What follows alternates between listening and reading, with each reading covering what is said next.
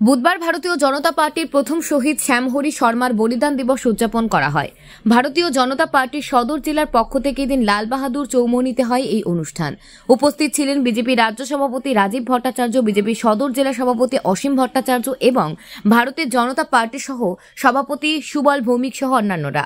এদিন শহীদদান দিবসে বক্তব্য রাখতে গিয়ে বিজেপির প্রদেশ সভাপতি তথা রাজ্যসভার সাংসদ রাজীব ভট্টাচার্য বলেন, 1991 সালে 13ই নভেম্বর লাল বাহাদুর চৌমুহনীতে দুষ্কৃতীদের সংঘবদ্ধ হামলায় শহীদ হয়েছিলেন শ্যামলী শর্মা।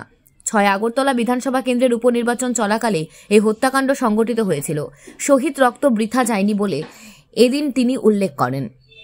তার এই আত্মবলিদানের ফলস্বরূপ ওই বর্তমানে রাজ্য বিজেপি নেতৃত্বাধীন সরকার প্রতিষ্ঠিত রয়েছে বলে এদিন তিনি উল্লেখ করেন।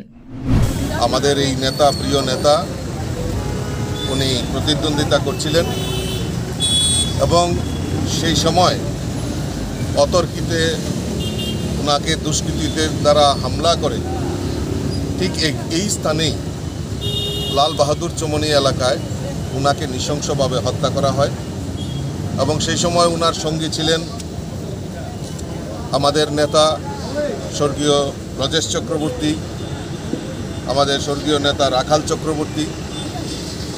ওনারাও আহত হন এবং সেই সময় শুধু রাজনৈতিক এই কংগ্রেস সিপিএমের ভিন্ন ষড়যন্ত্রের শিকার আমাদের শহীদ শ্যামহরি শর্মা। কাজেই ওনার যে রক্ত আমাদের ব্যর্থ হয়নি, ওনার এই শহীদের কারণেই আজকে ভারতীয় জনতা পার্টির সরকার এই ত্রিপুরা রাজ্যে পরিচালিত হচ্ছে।